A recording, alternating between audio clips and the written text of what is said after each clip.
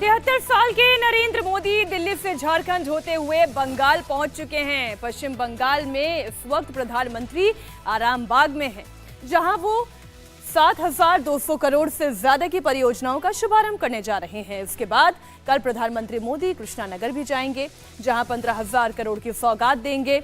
इसके बाद फिर 6 मार्च को वो दोबारा बंगाल आएंगे। तब वो संदेश खाली की पीड़ित महिलाओं से मुलाकात करेंगे, उनके दर्द को महसूस करेंगे। बंगाल पहुंचने से पहले प्रधानमंत्री मोदी झारखंड के धनबाद में थे, जहां से उन्होंने परिवारवाद पर निशाना साधा। भले ही उनके निशाने पर कांग्रेस और जेएमएम थी, लेकिन परिवारवाद के नाम के जरिए वो दीदी और उनके भतीजे अभिषेक बनर्जी को भी टारगेट पर ले रहे थे।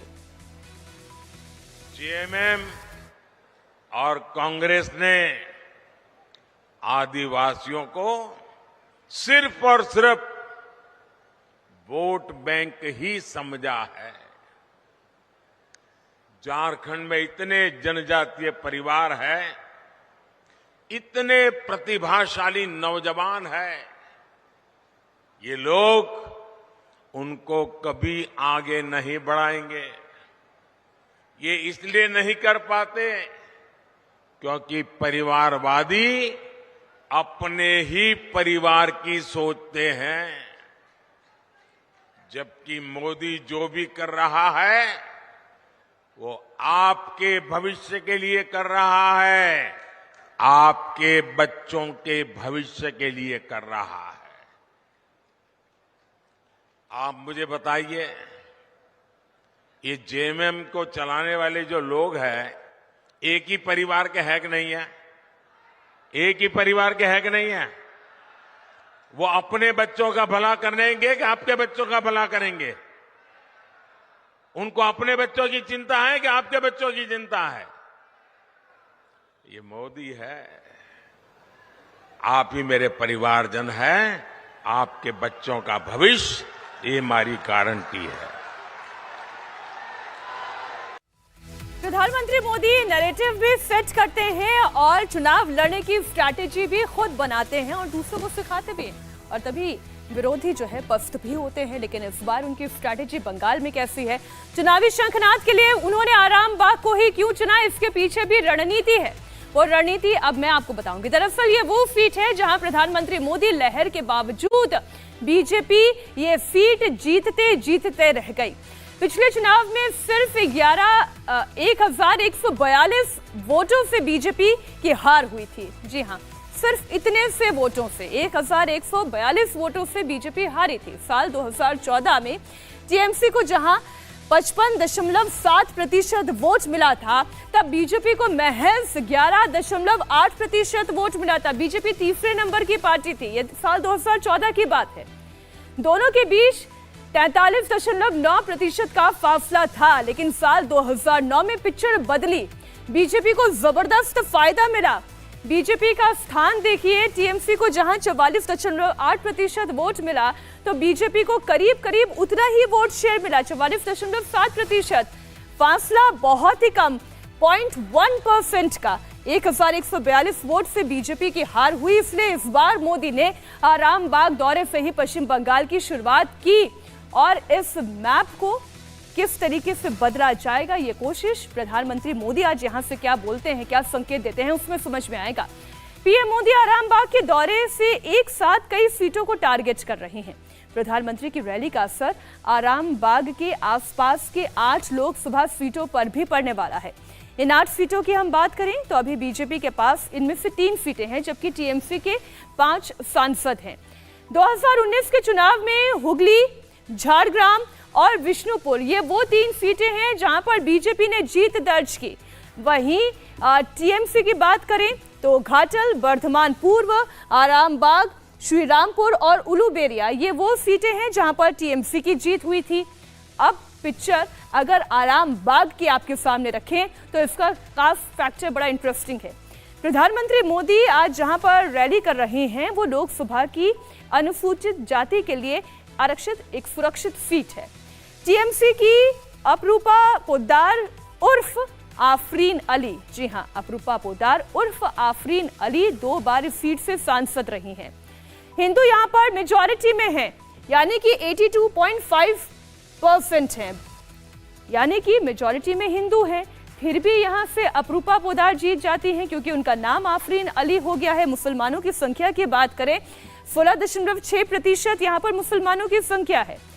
अगर टीएमसी अपूर्वा पोद्दार उर्फ आफरीन अली को फिर से टिकट देती है तो इस बार वो हैट्रिक लगाने के लिए मैदान में उतरेंगी। लेकिन अपूर्वा उर्फ आफरीन का कनेक्शन क्या है वो आप जरा जान लीजिए। हिंदू परिवार में जन्मी अपूर्वा ने मुस्लिम से शादी की और फिर वो अपूर्वा से आफरीन अली बन गई।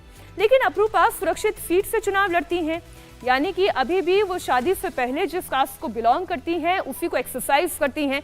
बीजेपी ने जब इस बात पर एतराज जताया और इसकी शिकायत की तो उन्होंने जवाब दिया कि मैंने सिर्फ अपना नाम बदला है, जाति नहीं बदली है। बंगाल में लोकसभा की चूंकि 42 सीटें हैं और पिछली बार बीजेपी 18 सीटें जीती थी और ममता बनर्जी की पार्टी को 22 सीटें मिली थी। लेकिन इस बार बंगाल में मोदी ने टारगेट सेट किया है और अगर मोदी को 400 के पार जाना है तो यहां पर स्ट्राइक रेट बढ़ाना होगा। बंगाल में इस वक्त महिला सुरक्षा का मुद्दा सबसे हावी है। प्रधानमंत्री की सभा में उमड़ी महिलाओं ने संदेश खाली के मुद्दे पर ममता सरकार पर सवालों की बौछार कर दी। महिलाओं में कितनी नाराजगी है वो आप सुने। प्रधानमंत्री नरेंद्र मोदी पश्चिम बंगाल के दौरे पर हैं। तमाम महिलाएं प्रधानमंत्री नरेंद्र मोदी को सुनना चाहती हैं। कुछ महिलाएं हमारे साथ मौजूद हैं, उनसे हम बात करते हैं। दीदी, क्या इस बार का एजेंडा क्या है? क्या लग रहा है आप प्रधानमंत्री से क्या सुनना चाहती हैं और क्या संदेश खाली का मुद्दा इस बार लोकसभा चुनाव में बहुत इंपॉर्टेंट आपको लगता है? हाँ, संदेश खाली का जो हुआ है अभी तो वो तो इफेक्ट पड़ेगा। अब तो आप लोग तो मीडिया में देख रही है जे कैसे मिठाई बांट रहे हैं, कैसे होली खेल रहे हैं, तो कुछ तो इफेक्ट पड़ेगा लोकसभा में। क्या महिलाओं पर बहुत ज्यादा अत्याचार हो रहा है? हर जगह में अत्याचार हो रहा है। अभी पश्चिम बंगाल में महिला अभी जाग उठा है जे इस बार ममता जी को हटाना है।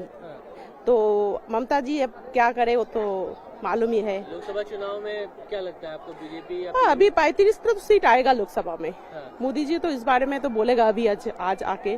तो दो तो कृष्णनगर में 12 में तो सभा होगा फिर मोदी जी का, तो मोदी जी बोलेगा इस बार 35 सीट आएगा लोकसभा में। पीएम को सुनने आई है?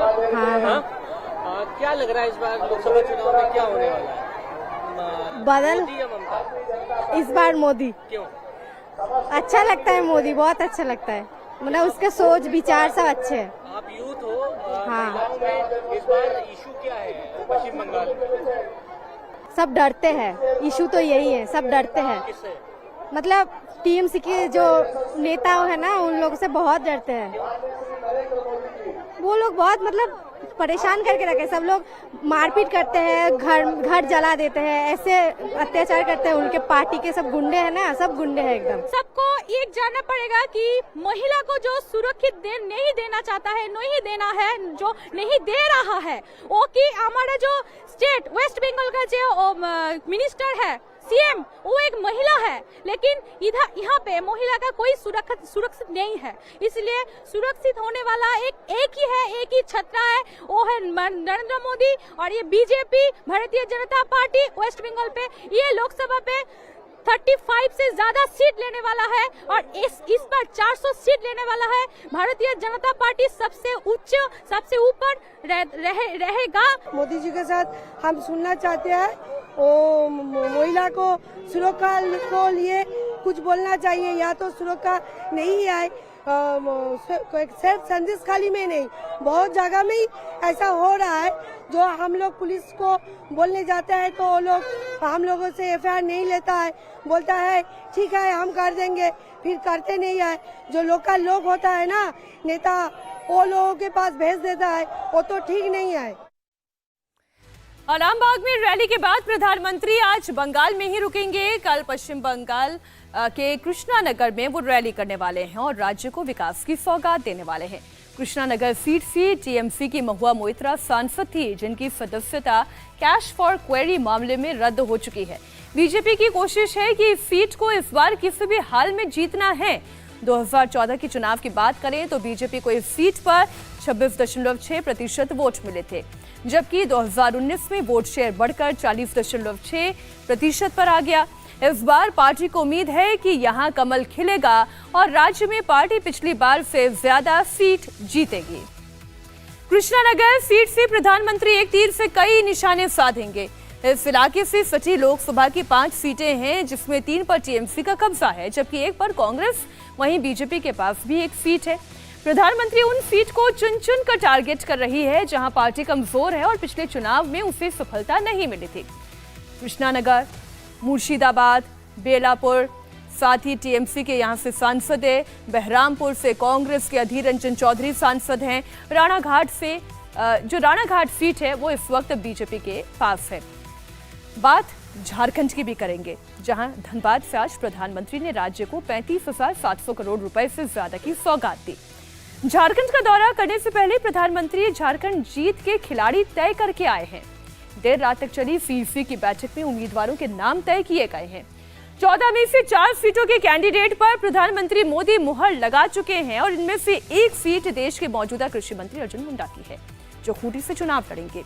विपक्षी दलों के नाक में दम करने वाले और तृणमूल सांसद महुआ मोइत्रा के निलंबन की स्क्रिप्ट लिखने वाले निशिकांत दुबे गोड्डा से चुनाव लड़ेंगे।